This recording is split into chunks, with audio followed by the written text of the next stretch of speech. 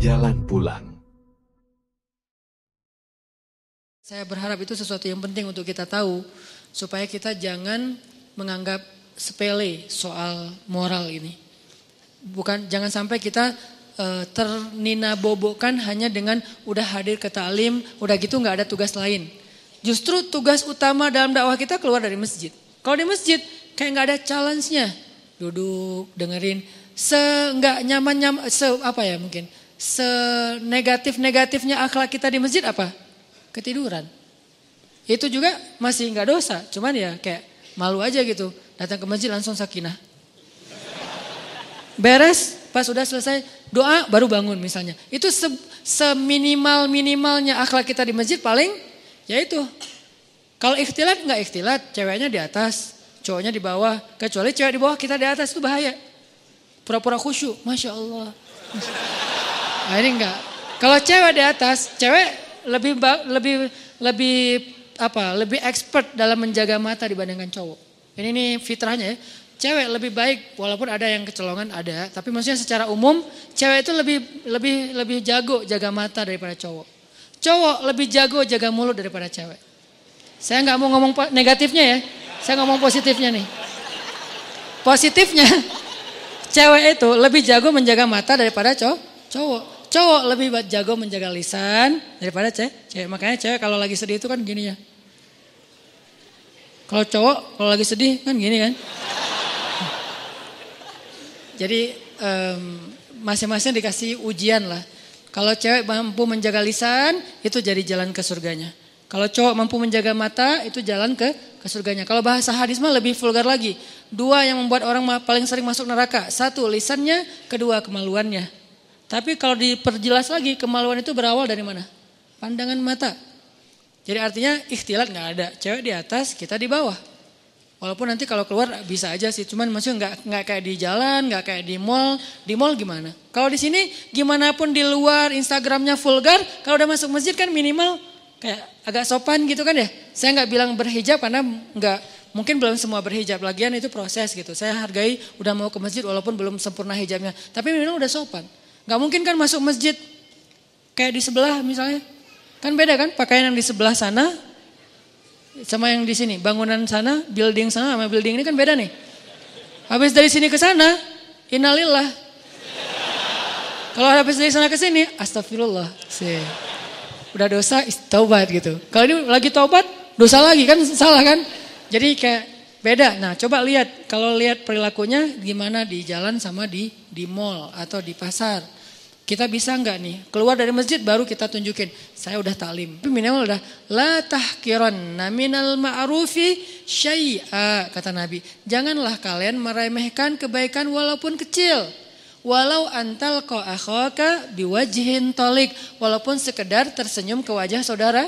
Jangan dianggap remeh, tersenyum juga udah kebaikan yang luar biasa. Senyum doang. Tapi jangan salah sasaran. Karena kalau senyumnya salah sasaran jadi seburuk-buruk senyum kan ya. Senyum ada pahala ada yang dosa. Senyumin istri orang dosa kan ya. Senyumnya tapi sewajarnya. Teh gitu. Teteh. Jangan berlebihan lah biasa aja. Apalagi kalau suaminya tipe yang ya emang suaminya harus pencemburuan ya. Suami kalau gak cemburuan namanya apa? Dayus. Jangan salah huruf ya. Dayus, D ya. Siapa itu dayus? Kata Nabi, tidak akan masuk surga seorang dayus. Allah marah kepada dayus. Sahabat juga heran, ini istilah baru nih. Ya Rasulullah, dayus itu siapa? Kata Rasul, dayus itu suami yang ketika istrinya melakukan nusyuz, dia gak cemburu. Nusyuz itu apa? Banyak grade. Grade yang sederhana dalam nusyuz, istrinya misalnya chat lebih dari jam yang ditetapkan. Misalnya kayak agak menurut saya berlebihan lah. Seorang cewek chat sama cowok yang bukan muhrimnya bukan karena darurat jam 11 malam. Harusnya batasnya jam 10 malam. Ini SOP ya buat cewek-cewek. Jangan chat ke cowok yang bukan muhrim kita lebih dari jam 10 malam. Chat itu kan jaringan pribadi kan. Diterjemahin japri lah. Panjang amat. Chat itu kan japri. Jadi kita kayak ngobrol berdua. Enggak darurat, kecuali darurat. Ada urusan penting, urusan kerjaan, urusan sosial, urusan apa lagi. Tapi bukan modus. Nanti jangan lupa ya sebelum tidur baca 100 ayat. Soalnya kata Nabi, pakai bawa Nabi lagi ya. Siapa yang sebelum tidur baca 100 ayat, maka dia dicatat sebagai orang yang tidak lalai, kan gitu kan? Karena siapa yang selalu dalam keadaan zikir berarti Allah ingat dia. Fadkuruni adkurkum. Berarti siapa yang sebelum tidur baca 100 ayat, Allah ingat dia sepanjang dia tidur sehingga dia tidur dalam keadaan diridhoi oleh Allah. Ya, jangan lupa ya baca 100 ayat. Oh ya, surat apa? Bebas, yang kamu udah lancar aja. Atau kalau misalnya kamu ngantuk, aku aja bacain mewakili kamu. Apa gitu kan ya? Nah, ini namanya modus. Jangan di follow yang kayak gitu-gitu. Oke, jadi jangan lebih dari jam 10 kecuali darurat. Nah, suami yang gak cemburu istrinya chat terus cekikikan, terus emotikonnya guling-guling apa. Nah, ini enggak benar nih. Berarti dia udah mulai kena penyakit dayus, harus cemburu. Enggak ada apa-apa kok, bukan kita curiga sama istri kita atau sama cowok itu. Kita enggak suuzon sama mereka berdua. Kita suuzon sama setannya. Mereka dua-duanya orang soleh. Yang satunya ustadz lagi tuh. Ustadz, saya lagi sedih nih. Hati-hati, ustadz juga manusia. Saya dipanggil ustadz. Ustadz pernah tergoda? Hampir. Untung, astagfirullahaladzim. Wudu gitu. Tapi nyesel, kenapa nggak disambung 5 menit lagi? Ustadz juga manusia. Jangan mengkultuskan ustadz. Ustadz mah insya Allah gak apa-apa. Jangan. Kita gak curigain ustadz. Kita gak curigain ceweknya. Kita curigain setan yang ada di antara mereka. Dan setan itu yajri majrad dam. Mengalir di dalam aliran darah kita. Dia tahu banget kelemahan kita di apa. Ada yang kelemahannya emotikon. Dia tahu. Akhirnya dibisikin. Lo bilang ke orang yang ada di dalam.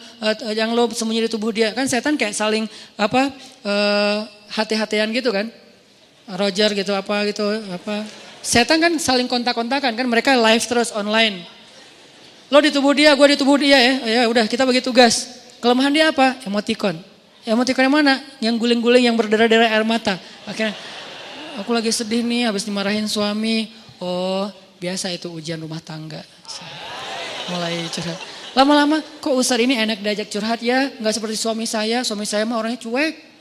Kalau Ustadz orangnya pengertian. Dia bisa menghibur saya, Masya Allah. Jadi nyaman, nggak ada pikiran macam-macam, nyaman doang nih. Nyaman chat, ada masalah lagi, chat lagi sama Ustadz. Dan Ustadznya juga kayak awalnya juga berbaik hati. Kasihan juga mau ngasih motivasi, biar kasih hadis, ngasih ayat. Tapi udah jam 10 Ustadz. Ini udah jam 10, udah nggak boleh lagi urusan privasi. Kalau mau chat kan bisa besok.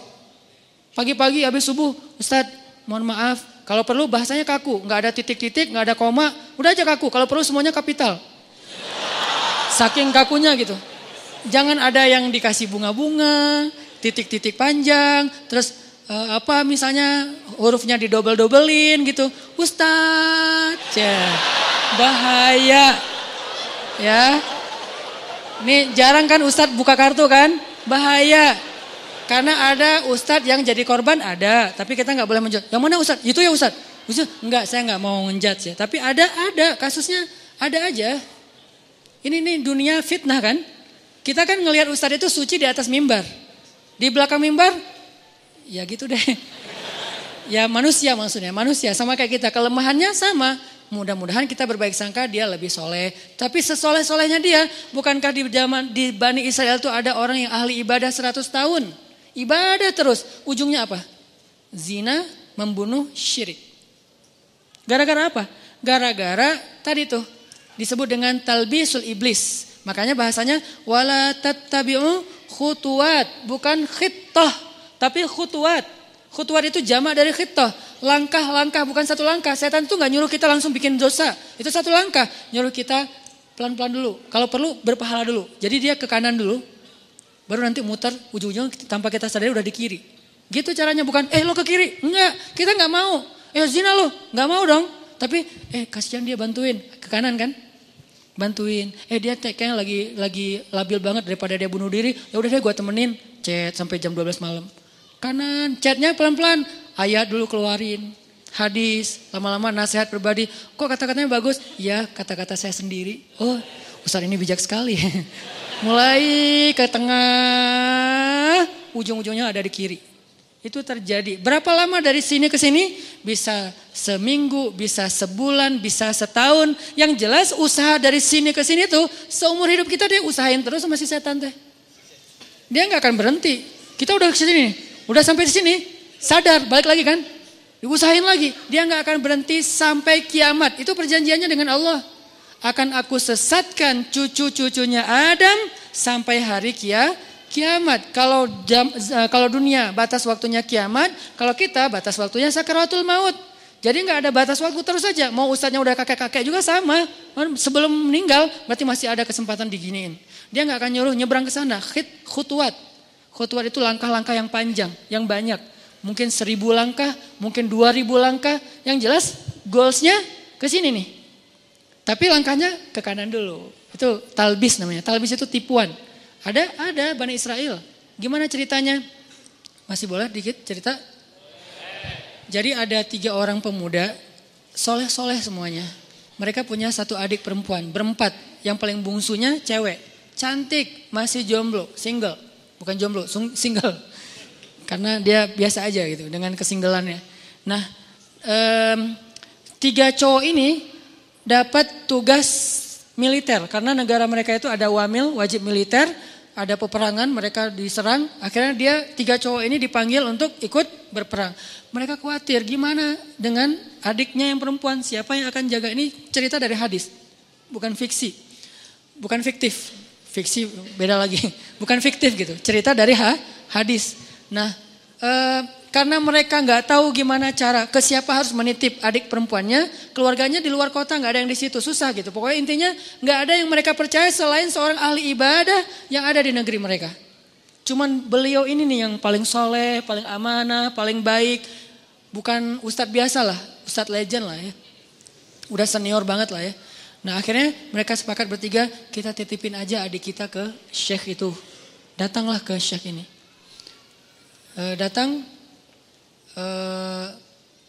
Kalau nggak salah namanya Barsisa, nama syekhnya, Syekh Barsisa. Kami dapat tugas militer, kami ingin menitipkan adik perempuan kami di rumah Anda. Karena tidak ada yang kami tenang menitipkan adik perempuan kami kecuali kepada Anda. Syekhnya nolak. Ya wajar dong, orang soleh takut fitnah kan.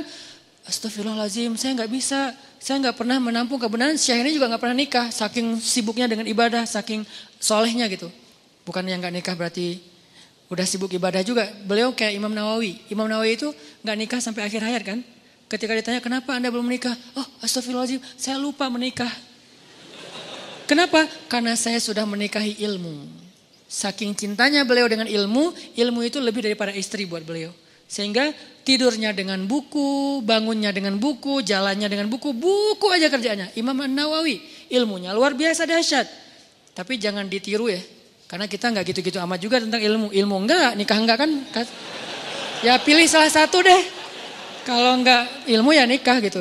Masalahnya kita ilmu gimana? Apakah udah selevel Imam Nawawi yang hadis dalam semalam hafal berapa ribu hadis. Terus setiap malam tuh nulis buku. Sholat 2 rakaat, satu paragraf. 2 rakaat, 1 paragraf. Jadi setiap paragraf itu 2 rakaat sholat. Wudhu dari isya ke subuh, 1 wudhu. Selama bertahun-tahun, 1 wudhu sholat subuh dengan isya. Maksudnya gak tidur semalaman karena terjaga wudhunya Imam Nawawi. Nah Syekh Barsisa nolak, gak mau. Please, karena kami gak tahu harus jagain harus nitip ke siapa daripada adik saya apa-apain orang. Karena udah dipaksain terus, ya udah deh. Kalau mau saya minta satu hal, bikinkan untuk adik kalian 1 ruangan, 1 kamar yang gak campur dengan rumah saya di belakang gitu. Akhirnya dibangunin sama mereka kamar sederhana untuk adiknya yang perempuan. Taruh aja di belakang rumah si syekhnya. Syekhnya biasa beribadah di musola. Jadi rumah, musola, kamar ceweknya. Jarak musola dengan kamar ceweknya terhalang oleh rumah syekh. Jadi agak berjarak gitu. Udah pergi mereka berjihad. Hari-hari pertama syekhnya gak pernah berkomunikasi 1 patah kata pun dengan si cewek ini.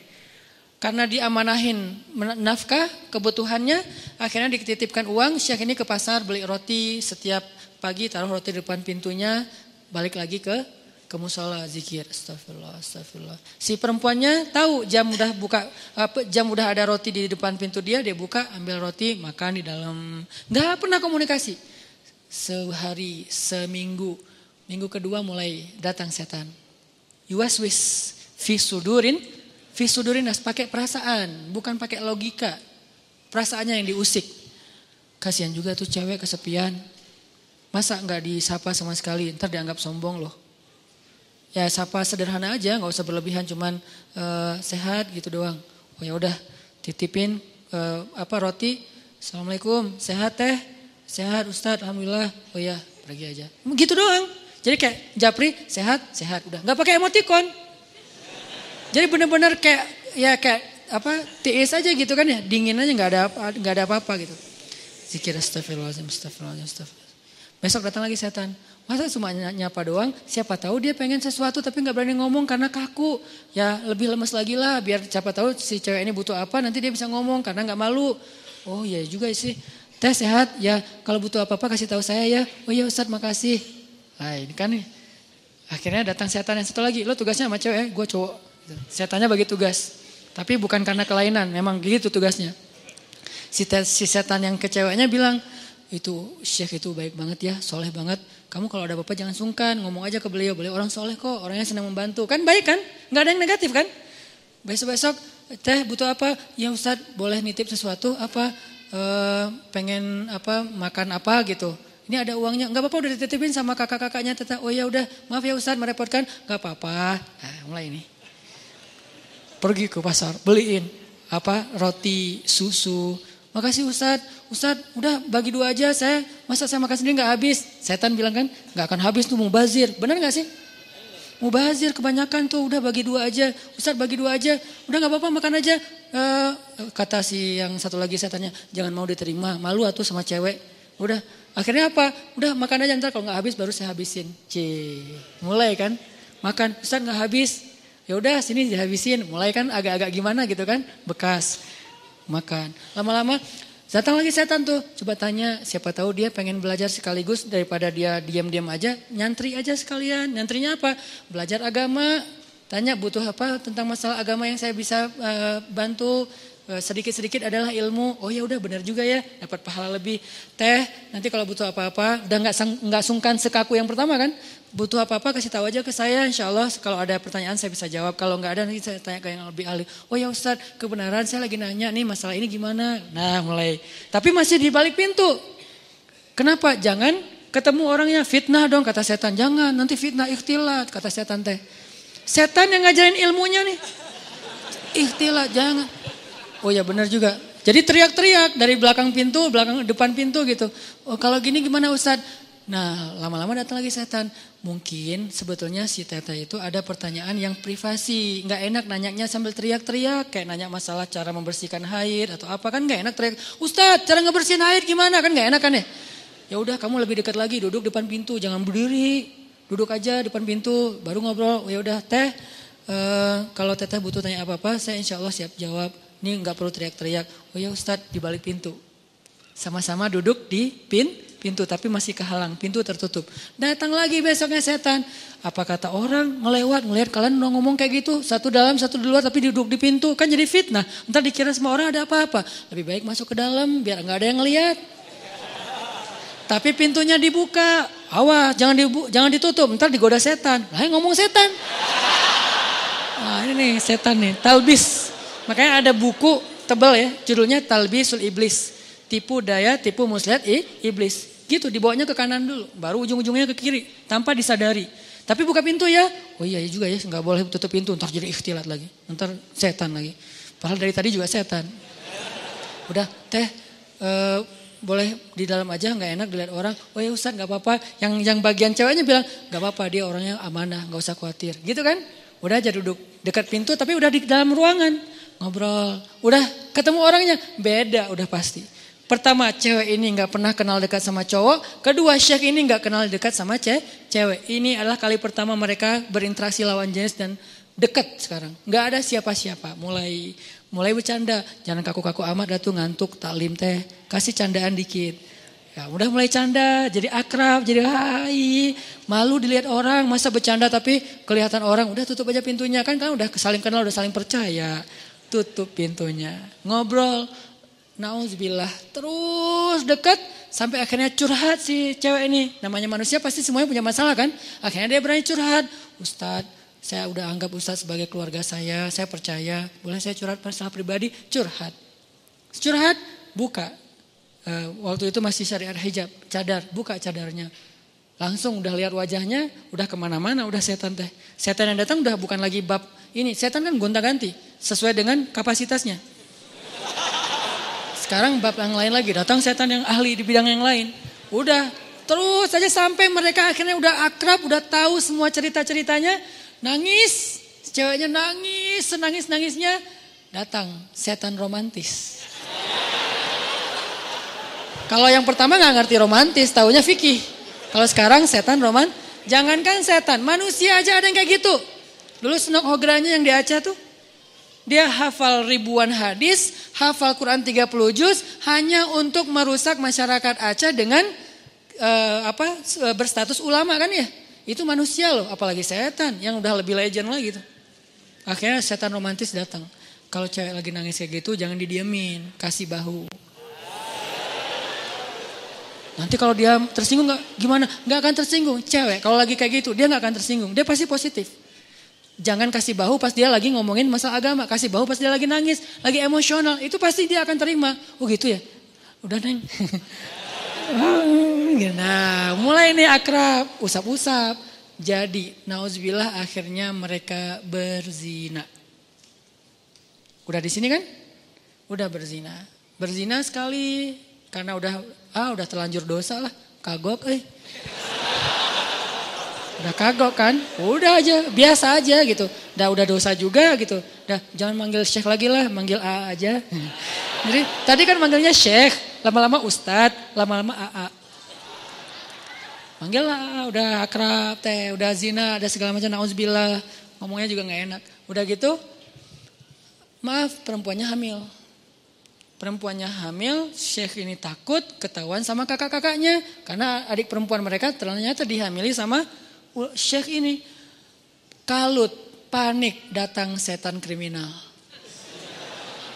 Bilang, lo udah bikin adiknya, lo gak akan dibiarin hidup. Setannya udah beda ngomongnya. Ngomongnya udah beda. Udah terlanjur, udah lo habisin aja deh. Gak usah banyak mikir, udah lo habisin aja lo sekarang. Udah. Gitu-gitu. Oh udah dihabisin, dibunuh ceweknya. Karena takut ketahuan. Ditakut-takutin sama setan. Pokoknya lo habis, lo malu, semua orang kampung akan mencela kamu dan segala macam. Pokoknya dibikin goyah banget nih Syekh ini. Akhirnya dibunuh, dikubur di belakang rumah. Tapi udah dibisikin sama setan alasannya, modusnya apa? Bilang aja sakit, meninggal, dikuburin. Nggak lama, belum juga, baru sehari, kadarullah datang nih kakak-kakaknya. Syekh, assalamualaikum, waalaikumsalam. Syekh, alhamdulillah kami semuanya selamat. Adik kami di mana? Syekh ini pura-pura sandiwara. Ada apa Syekh? Innalillah, yang sabar ya gitu. Allah mentakdirkan kalian gak ketemu lagi. Baru aja kemarin adik kalian sakit keras dan meninggal. Maafkan saya gak bisa jaga amanah kalian. Innalillahi wa inna ilaihi raji'un. Ya gak apa-apa Syekh, di mana kuburnya? Di belakang. Datang doa, pulang aja. Setan kan jahat banget ya. Setan tuh gak pernah berpihak sama kita. Dia itu pengadu domba. Malam setan ini datang ke dalam mimpi ketiga kakak beradik ini. Mimpinya sama. Setan yang sama, gimana gak sama redaksinya. Mimpinya sama. Datang, adik kalian itu gak meninggal sakit, dibunuh setelah dinodai sama Syekh itu. Buktinya kalau kalian mau tahu, coba kalian gali kuburnya, lihat bekas pembunuhan itu. Kalau datang ke satu, ya anggap aja mimpi. Datang ke yang kedua, sama. Ketiga sama, bangun dari mimpi. Saya mimpi buruk tentang adik, saya juga sama. Apa mimpinya? Diceritain, kok sama ya mimpi kita? Mencurigakan sekali kan? Kok mimpi kita sama? Wah bahaya nih, kita bukan suudzon sama Syekh, tapi kita harus buktiin. Ayo, besoknya mereka diam-diam datang, digali kubur adiknya yang belum kering, yang masih basah tanahnya. Benar ada bekas pembunuhan dan dia dalam keadaan hamil. Syekh ini langsung dibawa ke pengadilan, dikeroyok sama massa, dibawa ke pengadilan, diputuskan hukuman mati. Di tiang hukuman mati, sebelum dia mati, datang setan yang terakhir. Setan yang paling banyak ilmunya, ulamanya setan. Ini nih setan paling pro nih. Datang terakhir. Syekh, kata dia. Syekh tahu selama ini kenapa Syekh sampai di sini? Yang membuat Syekh sampai di sini tuh saya dan geng. Saya and the gang. Kita yang menggoda Syekh dari awal mau menerima cewek itu, kemudian ngasih roti, kemudian mau menyapa, kemudian mau fatwa, kemudian duduk di dalam rumah, kemudian menutup pintu sampai berzina, membunuh dan seterusnya, berbohong, itu semuanya kami. Dan sekarang kamu udah gak bisa ngelak. Hukuman sudah ditetapkan, masyarakat sudah benci sama kamu. Satu-satunya cara kamu selamat sekarang adalah cuman kami yang bisa nolong kamu, karena kami yang mencelakai kamu. Gimana cara saya bisa selamat? Tunduklah ke saya. Sujud. Kalau kamu sujud ke saya, maka kamu akan kami selamatkan. Ini kesempatan kamu yang terakhir. Itu pedang untuk membancung dia itu udah siap. Orang kayak gitu kan labil banget. Akhirnya dia sujud, dia mengakui setan itu sebagai Tuhan, dipancung, matilah Syekh ahli ibadah 100 tahun ini dalam keadaan pembunuh, pezina, pembohong dan syirik. Kenapa bisa kayak gitu? La tattabi'u khutuwatis syaitan. Janganlah kalian mengikuti langkah-langkah setan. Dia gak akan langsung nyuruh satu langkah ke kiri. Dia nyuruh ke kanan 1 kilo. Jauh banget ke kanannya. Sampai gara-gara setan kita jadi ahli ibadah banget. Gara-gara setan nih saya jadi bisa tahajud. Kok bisa? Soalnya dulu saya gak pernah tahajud. Gara-gara ada modus sekarang jadi tahajud. Ya gitu deh. Jadi sekarang awalnya sih modus. Lama-lama istiqomah. Masya Allah setan teh. Jadi dari modus jadi istiqomah. Terus besok-besoknya tuh kan gak apa-apa. Udahlah gak usah terlalu idealis. Besok-besoknya ketemu na'udzubillah. Sampai berada di sisi yang kiri. Dan itu udah terjebak. La tattabi'u khutuwatis syaitan. Jangan ikuti langkah-langkah setan. Bukan jangan ikuti langkah setan. Jangan ikuti langkah-langkah setan. Jadi yang kayak tadi misalnya dayus. Ini gara-gara ngomongin dayus nih. Suami harus cemburu. Karena cemburunya suami itulah penjaga istri. Kalau suami udah gak cemburu, istrinya berlebihan komunikasi dengan lawan jenis, sikap ke lawan jenis, berarti istrinya udah gak ada yang jagain. Bukankah tugas suami itu ku anfusakum wa ahlikum naro, tapi cemburunya juga cemburu yang baik, jangan mencela. Cemburunya menasehati, kan dia Al-Quran juga dikasih tahu kan ya, menasehati mereka, pindah tempat tidur, apalagi nasihati, pindah tempat tidur, pukul dengan pukulan yang tidak melukai dan tidak menyakiti. Kemudian kalau mau menceraikan pun dengan cara yang baik. Tapi na'udzubillah jangan sampai ke tahap itu gitu. Yang jelas cemburu harus punya, cuman jangan berlebihan.